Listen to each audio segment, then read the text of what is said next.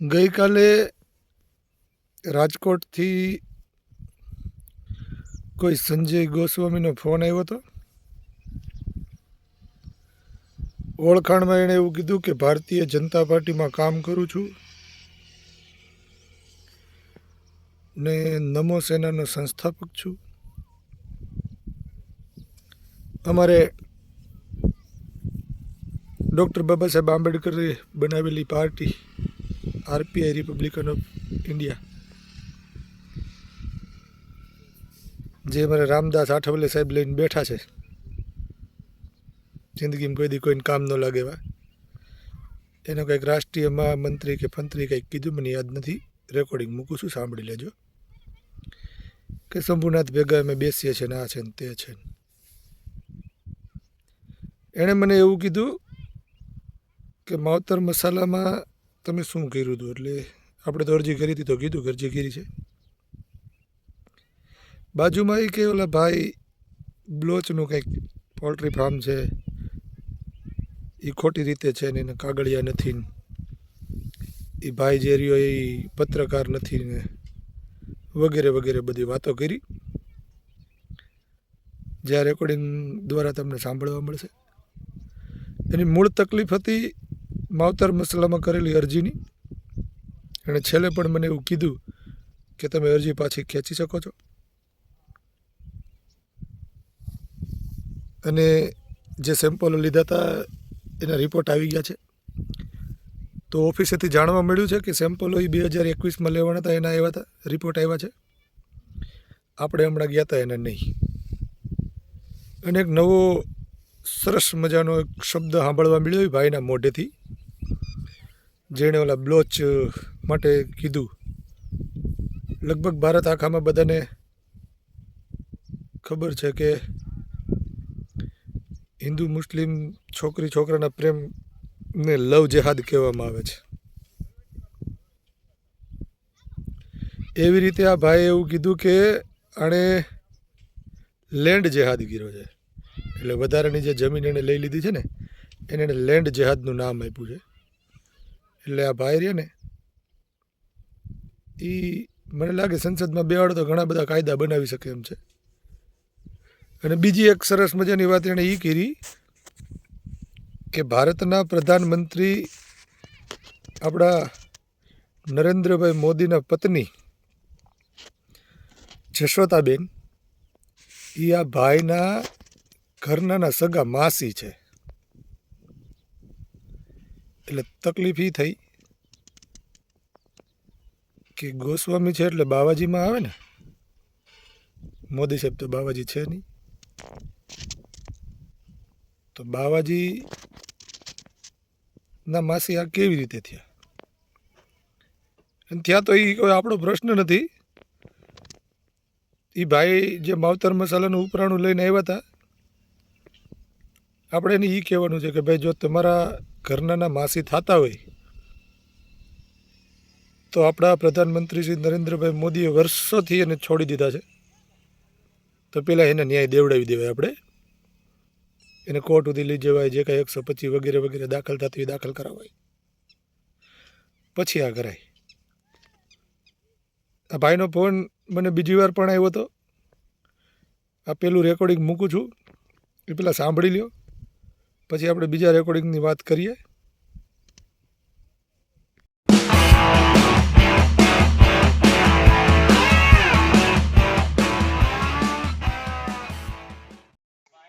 હાલો hello, ક્યાંથી બોલો છો? કોણ બોલો છો? અમરેલીથી બોલો છો? તમે કોણ બોલો છો? હા, વસંતભાઈ બોલો છો?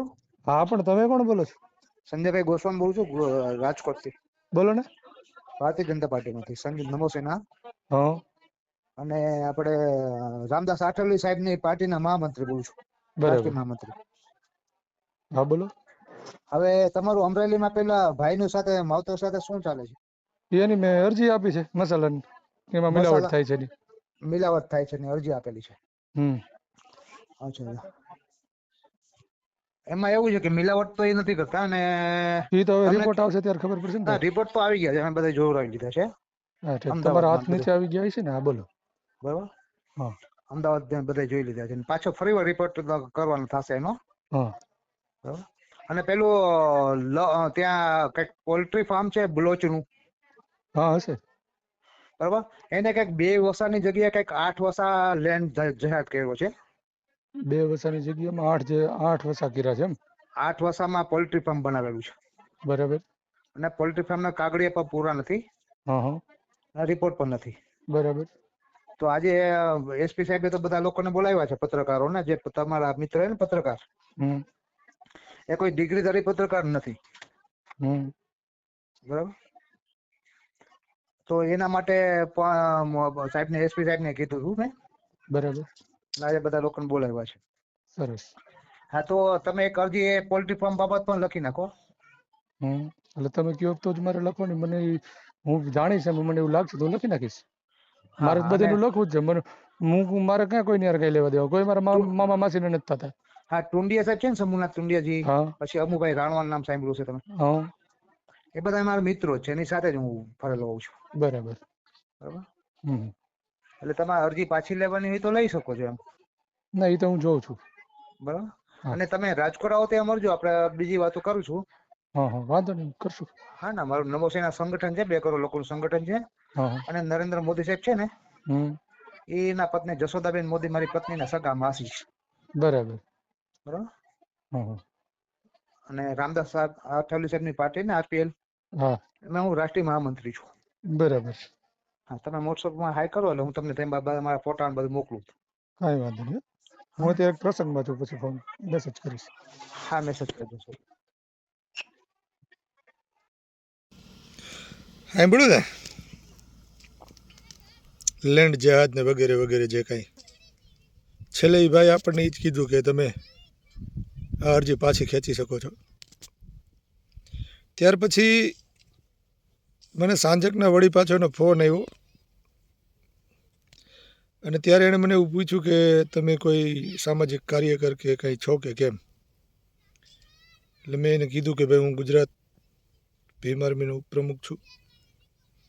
એટલે પહેલી વાત તો એ કહી દઉં કે ગુજરાત ભીમ આર્મીમાં અમારા સંસ્થાપક જગદીશભાઈ પરમાર ગુજરાત ભીમ આર્મી ગુજરાત એકતા મિશન બનેવું છે, તેનો પ્રમુખ છું.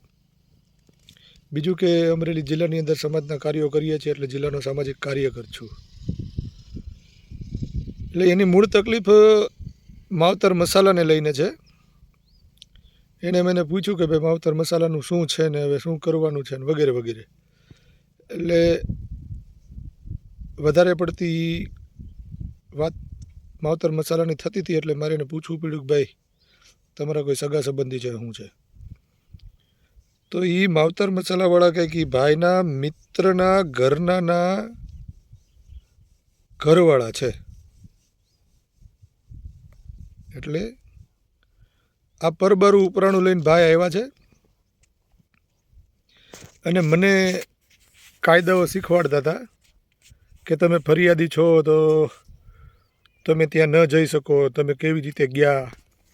જો કે મેં બધા જવાબ એને આ રેકોર્ડિંગમાં આપી દીધા છે, બરાબર. અને એ ભાઈ મને એવું કહેતા હતા કે તમારી માથે કંઈક જૂના ગુના છે, કા છે. એટલે ટૂંકમાં એ આપણને મીઠી રીતે ધમકાવવાના પ્રયત્નો કરે છે. એટલે ધમકીઓ તો આપણે હજી સુધી કોઈની સહન કરી નથી. આવી ધમકીઓ તો ઘણીવાર આવી રહી છે, પણ હવે જ્યારે ભારતીય જનતા પાર્ટીનો માણસ ઊભો થઈ અને આપણને ધમકીઓ આપતો હોય ને, તો મને એટલી ખબર પડે કે સાવચેત રહેવું જરૂરી છે. કેમ કે ભારતીય જનતા પાર્ટીનો આખો ભારત જાણે છે કે કેવા કેવા કાંડ થઈ શકે. એટલે કહેવા એ માગું છું કે જો કદાચ લગભગ તો કોઈની તેવડ નથી સામે આવવાની, એટલે આ લોકો કદાચ કરશે તો એ પાછળથી ઘા કરવાના પ્રયત્નો કરે, અથવા તો આપણને કોઈ કાયદાકીય રીતે હલવડાવવાના પ્રયત્ન કરે. કેમ કે એટલે જ એણે મને કીધું કે તમારા જૂના ગુના હતા. એ જ મેં કીધું તો ગોતી લેજે. પણ કદાચ મારી માથે કોઈ પ્રકારનો હુમલો થાય, કોઈ એક્સિડન્ટ થાય, આવું તેવું થાય, તો આ વિડીયોના માધ્યમથી હું બધાને કહેવા માગું છું કે આમાં આવા લોકોનો હાથ હોઈ શકે. હું ન રહું તો તપાસ કરાવડાવજો. હવે આ બીજું રેકોર્ડિંગ સાંભળો, અને પછી તમે જે કાંઈ નિર્ણયો કે તમને જે કાંઈ પ્રશ્નો કે તમારા જે કાંઈ જવાબો હોય એ મને કમેન્ટમાં અચૂક મોકલજો. અને આ વિડીયોને એટલો શેર કરો કે આ બધાય ગુજરાતીઓ સુધી પહોંચી જાય અને ખબર પડે આ લોકોને કે આ ભારતીય જનતા પાર્ટીની અંદર કામ કરતો વ્યક્તિ આવા ઉપરાણા લઈને ફરે છે, લોકોને આવા મોટા મોટા માથાઓ સાથે બેસું છું ને આમાં આવું છું ને આમાં ફલાણો હોદ્દો ધરાવું છું ને એવું કહી અને એક પ્રકારે ધમકાવવાના પ્રયત્નો કરે છે, તે કરતો બંધ થઈ જાય. એટલે આ વિડીયોને ખૂબ શેર કરજો, એની સુધી પહોંચી જાય એમ. હવે આગળ કંઈ થશે આ બાબતે તો આપણે ફરી પાછા ચર્ચા કરશું. હેલો હાલો This હા, call is now being recorded. એટલે આ હાલો હા હા વસંતભાઈ બોલો છો ને? હા બોલો. આપણે સવારે વાત થઈ હતી, ખ્યાલ હોય તો હા વસંતભાઈ. બોલો ને. હવે તમે જે માવતર વિશે લખેલું છે હા તો એ બાબતે તમને વાત કરવાની હતી કરો ને. કે તમે કોઈ સામાજિક કાર્યકર્તા કે કોઈ એવા છો પ્રતિનિધિ કે કોઈ વ્યક્તિ હું ગામના? ભીમ આર્મી ગુજરાત ઉપપ્રમુખ છું ભીમ અને આર્મી ગુજરાત અમરેલી ઉપપ્રમુખ જિલ્લાનો છો, સામાજિક કાર્યકર છું. સામાજિક કાર્યકર્તા હા. છો. હા, એટલે આપણે ફૂડ વાળાઓને તમે લખેલું હતું હમ કે આ વ્યક્તિઓની અંદર ભેળસેળ છે, એવું તમને ક્યારથી જણાવું કે આ લોકો ભેળસેળ કરી તમે રહ્યા છે? મને શા માટે પૂછો? હું નમો સેનાનો સંસ્થાપક છું. પણ તમે નમો ચેનલના સંસ્થાપક છો, પણ માવતર મસાલાવાળા કે તમારા સગા સંબંધી થાય છે સાહેબ? માવતર મસાલા વાળા મારે કોઈ લેવા દેવા નથી. મારા તો મારા મિત્ર અને બેન ના ઘરવાળા છે. હા ઠીક, એમ તકલીફ છે એ કયો ને. મેં બરાબર? કીધું આવી કેમ થાય છે. તકલીફ કોઈ નથી થતી. હા અને તમે મને ઓળખે છે, બધા લોકો મને ઓળખે છે પૂરી રીતે. બરાબર છે. હા, અને તમે પણ જૂના તમારા એટલે અનેક મારું એવું કહેવાનું છે, શું નામ તમારું? સંજયભાઈ ગોસ્વામી. સંજયભાઈ. મારું એવું કહેવાનું છે કે જો એ લોકો સાચા છે બરાબર, તો હા, મારી અરજી પછી એને કારખાનું બંધ કેમ કરી દીધું? નહીં, કારખાનું સોમવારે ચાલુ કરાવું છું હું. એ તો સોમવારે ચાલુ થાય ને, તો અત્યાર સુધી હુકમ બંધ રાખ્યું હતું. અને હા, જેની તેની પાસેથી ભલામણો કેમ કરાવે છે?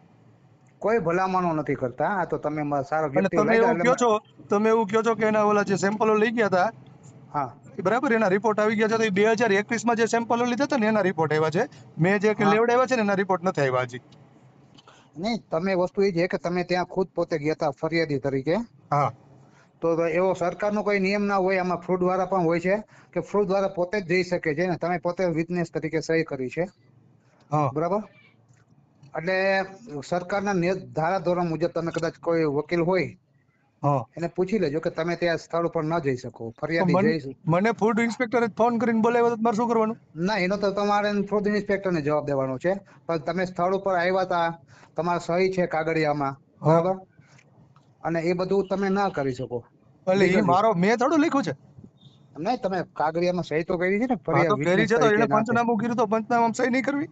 એટલે પંચનામામાં બીજા લોકો હોય ને, તમે ન જઈ શકો તો એટલો પણ તમને તો એ ખ્યાલ છે ફૂડ ને? ઇન્સ્પેક્ટર ને ન્યા ગયો ને કે ભાઈ તમે આ ખોટું કર્યું છે. એ તો ફૂડ ઇન્સ્પેક્ટર જ દેશે ને મને જવાબ, હા બરાબર? એ તો ફૂડ ઇન્સ્પેક્ટર જવાબ દેશે ને. તમે ક્યાં હદ ઉપર, કયા અધિકારથી તમે એને કારખાના અંદર ગયા હતા હા એ બધા વસ્તુ છે. પણ વસ્તુ એ છે કે હવે તમારે કરવાનું શું છે, મેઇન વસ્તુ કયો? એટલે પેલા તમે એકવાર એ લોકોને કહી દો કે એ માની જાય કે આ જે થયું છે એ ખોટું થયું છે. હું હમણાં હા, બધું મૂકી દઉં હાલ. એટલે શું ખોટું થયું છે? એટલે એ લોકો એમાં ભેળસેળ નથી કરતા કે એવું બધું.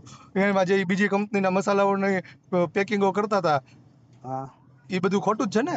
કેમ કે એની પોતાની કંપનીનું પેકિંગ કરવું જોઈએ ને, બીજાનું શું કામ?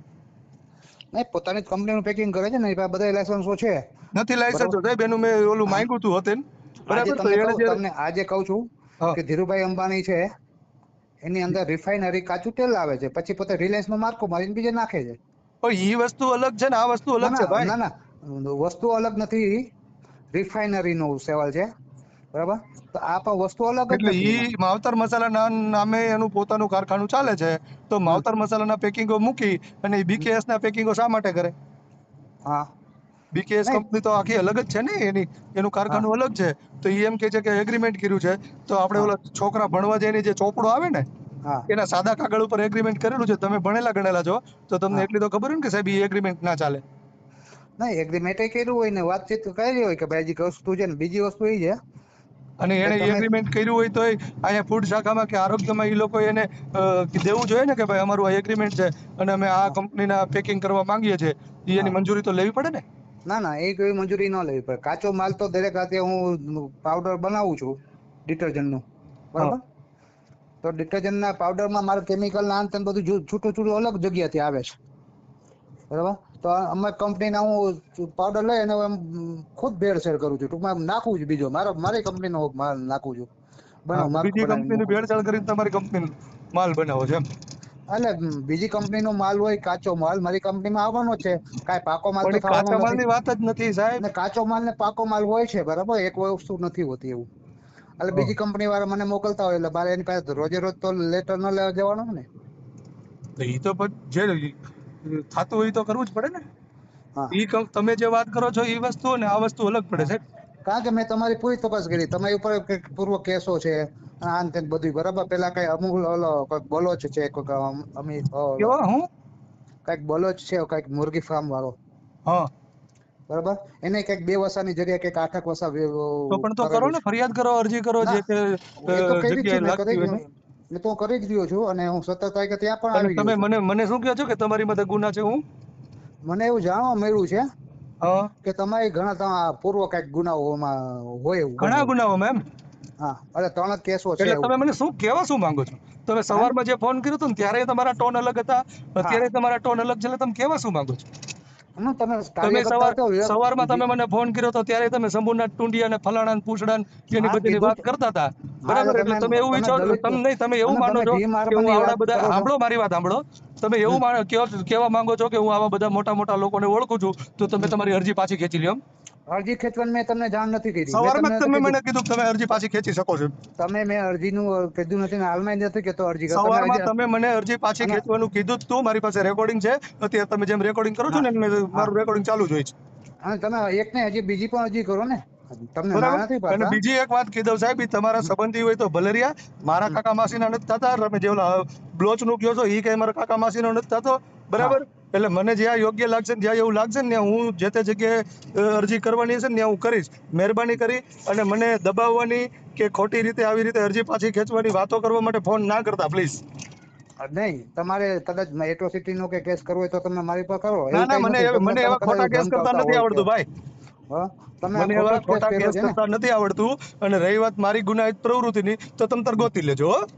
અને મને તમે આ જે એવા ડરાવા ધમકાવવા કે ખોટી ડરાવવાની રીતે વસ્તુ ઓલા નથી. કરવા માટે ફોન કરવો જ નહીં, નહીં, ડરાવા ધમકાવવાની બરાબર વાત છે. નથી થતી. તમે નમો સેનામાં હોય, ભારતીય જનતા પાર્ટીમાં, તો ભારતીય જનતા પાર્ટીનું આ કામ છે કે લોકો જ્યાં ખોટું કરે છે અને જે ખોટું કર્યું હોય એના માટે અરજીઓ થાય તો એ અરજીઓની ઉપરામણ લઈને આપણે કોકને ફોન કરીએ.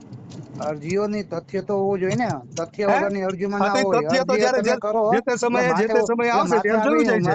માથે ઉભા રહીને તમે બધી તપાસ કરાવો, એવું બને માથે ખરું? ઉભા રહીને તો તમે તમે શું જે કોઈ તે એવા સરકારી માફિયા અધિકારીઓ છે એને અને પૂછો તમે કે માફિયા ભાઈ છો, તમે તમે આનું કામ ડોન છો, બોલાવ્યો હતો. તમે અમરેલીના માફિયા છો, ડોન છો, કે તમે ડ્રોન ની માથે વાત જ નથી. એને મને તો સરકારી કર્મચારીએ મને બોલાવ્યો હતો, એને પૂછો જાઓ કે ભાઈ તમે તમારે આનું કામ કોકની બોલાવ્યો. પ્રાઇવેટ પ્રોપર્ટીમાં જવાનો એવો શું અધિકાર છે? બરાબર. ઈ તમે જે ભાઈ વાત કરો છો ને એ એવી બધી અમને ખબર પડે છે. અમે હમ, કાયદાઓ જાણીએ છીએ, ભણીએ છીએ અને હમ. અમારા બાપે જ કાયદા લખ્યા છે, એટલે અમને ખબર જ હોય ક્યાં હું થાય. એ જે હોય એની હારે બરાબર. મને મતલબ એટલે તમે નથી. રામદાસ આઠવલે કે પછી ભાઈ ઓલા શું નામ શંભુનાથ ટુંડિયા કે ફલાણા એ બધીની વાત તમારી પાસે રાખો એટલે મહેરબાની તમારે કરી. કરવાનું અને શું મને છે આ કહો ને, બાબતે એટલે ફોન મને ના કરતા પ્લીઝ. તમારે કરવાનું શું છે મને કહો ને. આગળ કરવાનું વધવાનું એટલે છે જે કે કાયદેસર શું? થતું હશે એ સરકાર અને એ હમ, જે કઈ કર્મચારીઓ છે ને એ કરશે. મારે કાંઈ નથી કરવાનું હવે. હમ. બરાબર. એટલે તમે હવે ના 18 ફોન તારીખે કરતા હો ભાઈ. અમને તમે કઈક 18 તારીખે એવું ધમકી આપો છો કે અમે આવું ધમકી હે આંદોલનમાં ની ભાઈ, બેઠો. ધમકી.